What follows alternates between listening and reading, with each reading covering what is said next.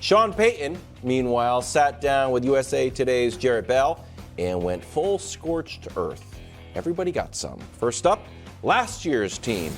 It doesn't happen often when an NFL team or organization gets embarrassed, and that happened here. Next up, last year's coaching staff.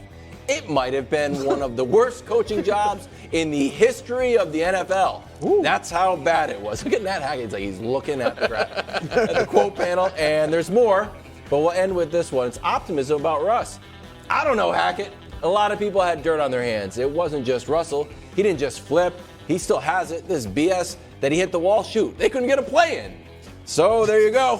Coach Mangini making his season debut. Good to see you, Coach. Are you surprised that Payton blasted the previous regime? Well, first of all, it's good to be back. Good to see everybody. And it might surprise. Well, here's what I think. I think that as you get older, and you have a lot of money and a lot of success, you tend to be a little bit more honest. And this is how he honestly felt about it. I think it was extreme. Yeah, it felt a little extreme to me to say it was one of the worst coaching jobs in NFL history. And the team won 5 games last year. I know it was disappointing based off of expectations. They lost 9 games by a score or less. 4 of those were in overtime. And there's, multiple teams have gone winless. Yeah. There's another 11 teams that have gone 1-15. So a little harsh saying this is the worst coaching job in the history of the NFL. Maybe top 5. But I do appreciate the fact that Sean's at a point in his life where he's going to talk.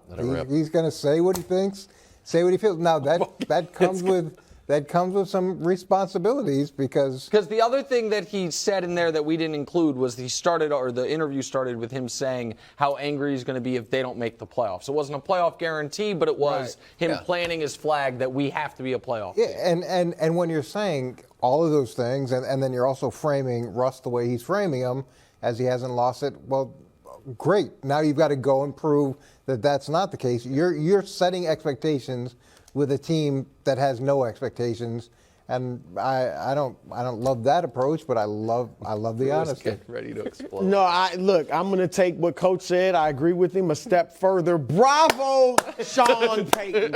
Bravo. Preach. Preach, because Sean Payton, I sat on this set all last year, Coach, and I had to hear Russ is washed. Yeah. Russ is corny. Yeah. Well, Russ doesn't have it anymore. That was accurate. I had to hear all that. Yeah. Let's ride. I was mocked by that. All right? Well, it just became pointless at the end. I said, you know what? I can't win this. Let it go. Yeah. But you know what? Lo and behold, Sean Payton was watching the games and thinking the same thing I was thinking. True. It ain't Russ. It's Nat Hackett. It's the injuries. It's whatever else. And because I'm zeroing in on what he said about Russ. Mm-hmm. This is the guy that I told you guys this. You laughed at me. You didn't believe me. Yeah. And then you came around. What?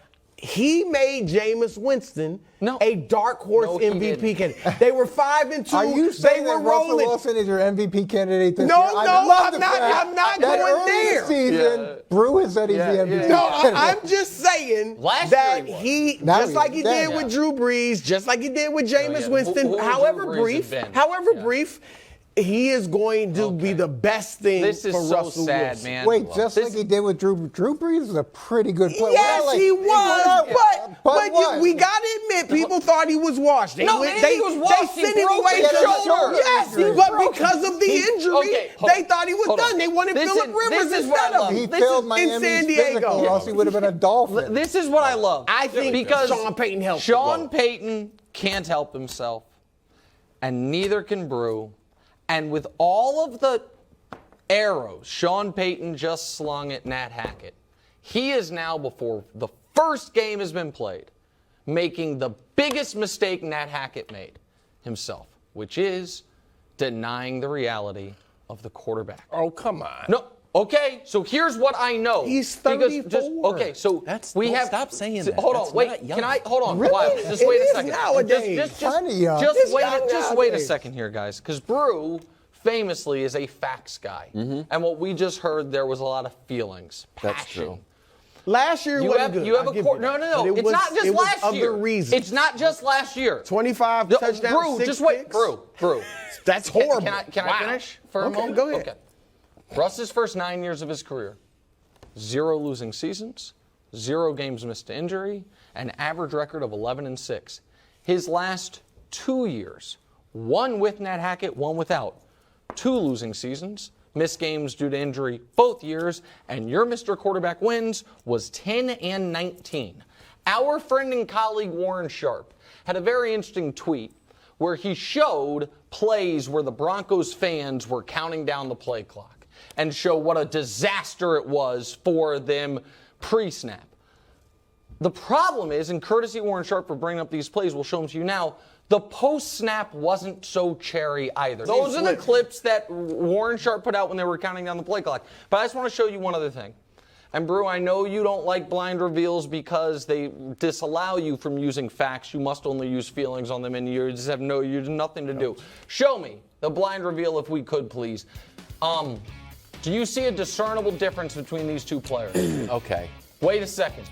Do you see a discernible difference between these two players? I don't see 2 players. I see 2 lists of Okay. stats. Do you see a discernible difference between those 2 seasons? I see 2 stars. Do you? Not for the most part. Okay. Hey, Brew. You riding with the baby goat this year? Because you're riding with one of them. That's Mac last year. You have crushed all Great off players. season. And Russ. I know great Russ players. was bad last year. I'm not defending what he did last Hello, year. bad I'm just coaching. saying he can bounce back. It's an example of bad coaching on both ends.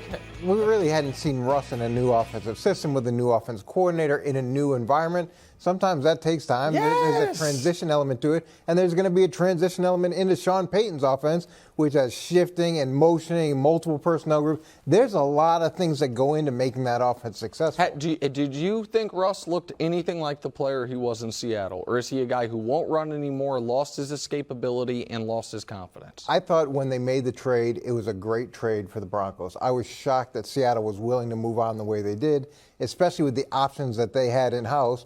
And, yeah, I was as surprised as anybody that it looked as bad as it did, because you would think at least with a veteran quarterback, with the time management things, the pre-snap issues, that usually veterans can get those things taken care of, even in spite of the coaching or in spite of what other problems are coming off the offensive sideline. All right, I got to get to my favorite part of this article. Great. Payton talked about how last year's Broncos tried to, quote, win the preseason, and he sees a current parallel to the New York Jets and the hype machine of the Jets, and also an old Washington team he compared to Dan Snyder's team. The Jets did that this year. You watch Hard Knocks, all of it. I can see it coming. Don't watch all of Hard Knocks. He's saying you can see all the hype machine. What? I don't know. I didn't get that last one either. Hold on, but for point of order, I don't know if we have the board ready, but Robert Saleh, week 4, you actually play the Chiefs, and the fact that you don't have that emblazoned on your memory already, that's board adjacent. Don't say we don't have it. I gotta talk to the board committee to find out. He meant week 5, but here's what I find interesting, Coach.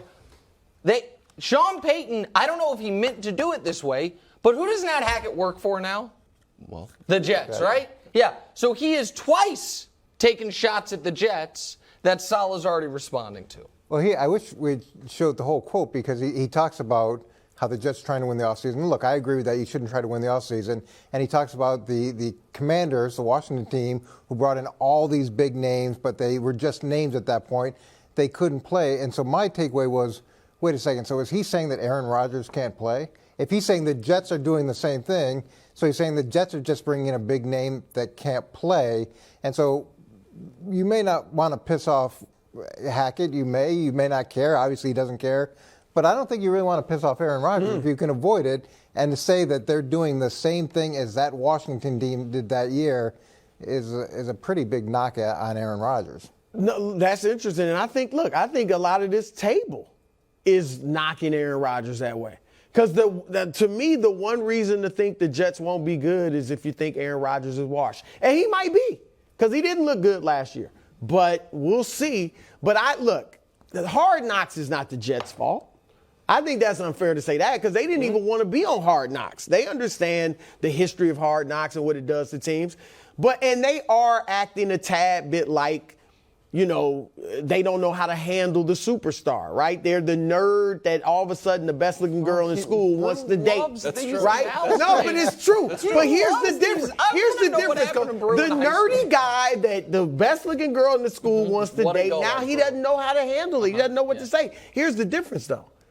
The cheerleader or whatever she is, she really likes the nerd. Oh. She loves the nerd. She's going to teach him how to dance. Yeah. She's going to teach him how to dress. She's going to teach him how to be you cool. love all those rom-coms where they take off the glasses like, oh my God, you're beautiful. The Jets of the nerd. Aaron Rodgers is the pretty girl. Okay. And he's going to teach him how to dance. Got it. There it is. That was way better than the last one. Thank you. Well, the last one was really good. It was over your head. Well, not really. You started talking about cousins and odd things. It was pretty good. Thanks for watching. Subscribe here to get more from the show and to check out clips from other shows on FS1.